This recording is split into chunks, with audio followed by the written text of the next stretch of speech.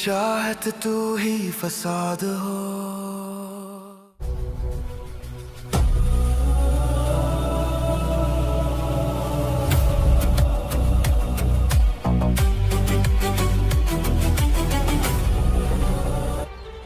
कुछ गुंडे रानिया को उठा के ले गए।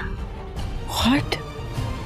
मेरा वहां जाना जरूरी है, मैं अभी फौरन निकलूं। मैं तुम्हारे साथ चलूंगी। Please, I need to go. Okay चलो। देखो, मैं हूँ, कोई नहीं आया। कोई नहीं आएगा। I'm here. Relax, relax, relax. कोई नहीं आएगा, हाँ?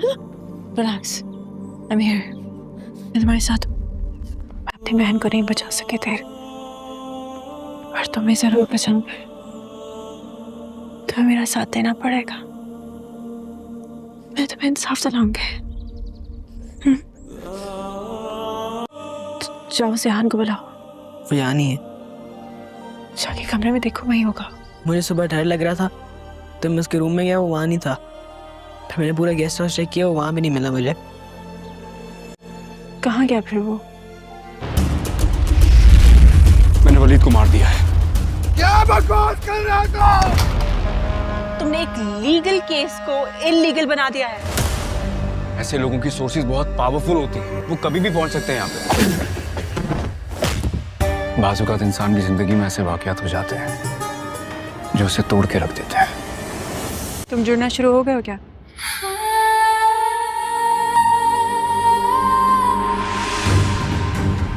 मैंने वलीद खान के जनाजे की कसम उठाई, जब तक इसके कातिल का खून अपने आंखों से बहते हुए नहीं देखूंगा तब तक मुझे चैन नहीं आएगा।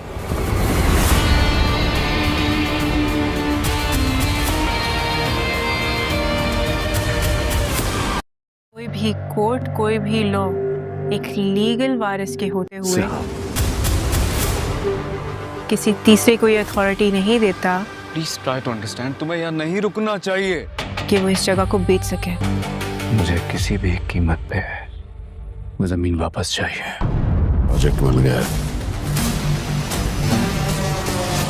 अब तुम्हारा लेवल। तुम मुझसे लड़ भी नहीं सकते। मैं इस यकीन के साथ जा रही हूँ कि तुम एलिफ को इंसाफ दिलाओगे, इसीलिए तुम्हें मुझसे वादा करना होगा। तुम्हें वादा करना होगा कि तुम अपने बाप से कभी नहीं मिलोगे सिहान।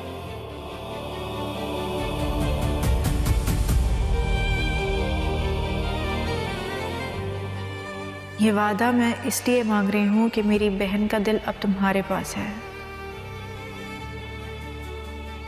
उसकी वारिस होने की हैसियत से इतना हक तो बनता है मेरा। तुम एलिफ की कसम खाकर वादा करो कि तुम अपने बाप के पास अब कभी नहीं जाओ। जो कल तक मुझे अपनी बहन के कातिल सा लगता था, अब उसका दीवाना लगता है। ये मुझे ट्रैप कर रहा है, बिल्कुल वैसे ही जैसे इसने एलिफ को किया होगा। एक हारा हुआ इंसान क्या ये ट्रैप कर सकता है मुझे?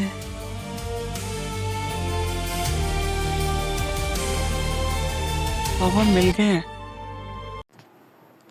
ड्रामा सीरियल हमराही इसके आने वाले एपिसोड में आप देखेंगे कि सिहान इल्हाम, रानी और वज़ीर को लेकर किसी महफूज जगह पर चला जाता है और परेशान होता है। तो फिर वज़ीर कहता है कि आपा को क्या हो गया सिहान भाई, जब से हम यहाँ पर आए वो तब से और भी ज़्यादा परेशान हो गए हैं। तो फिर सिहान कहता है कि कुछ ज़ख्म ऐसे होते हैं जो जल्दी बढ़ते नहीं हैं, जो इंसान को अंदर ही अंदर से ख़त्म कर देते हैं।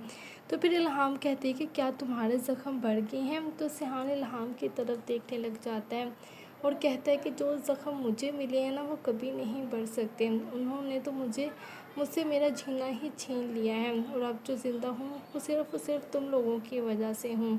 तो फिर इल्हाम कहते हैं कि तुम भी बहुत ज़्यादा झूठ बोलने लगे हो और यही बात एलिफ की, तो तुम इसमें पूरे ज़िम्मेदार हो। तो फिर सिहान कहता है कि इल्हाम इस बारे में मैं तुमसे कोई बात नहीं करना चाहता। अगर तुम्हें मेरी मोहब्बत पर शक है तो तुम कर सकते हो शक। मैं तुमसे इस चीज़ की उम्मीद भी नहीं रखता। लेकिन इल्हाम मेरी मोहब्बत सिर्फ़ और सिर्फ मैं तुम्हें इतना कहना चाहता हूँ कि मेरी मोहब्बत सिर्फ़ अलिफ़ के लिए थी। मैंने अलिफ़ से ही मोहब्बत की है और उसी के लिए ज़िंदा भी रहा। उसके लिए मैं कुछ भी कर सकता था, लेकिन ये सब कुछ जो हुआ है इसमें मैं ज़िम्मेदार नहीं हूँ। मैं अलिफ़ को इंसाफ़ दिलवाना चाहता था, लेकिन क्या करूँ, मैं कुछ नहीं कर सकता। उस वक्त देर हो चुकी थी।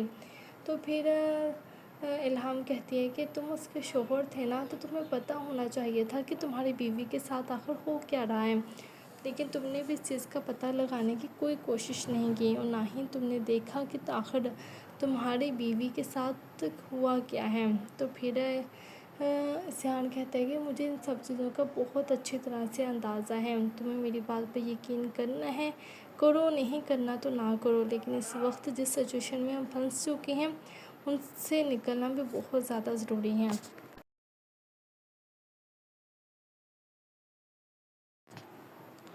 ड्रामा सीरियल हमराही इसके आने वाले एपिसोड में आप देख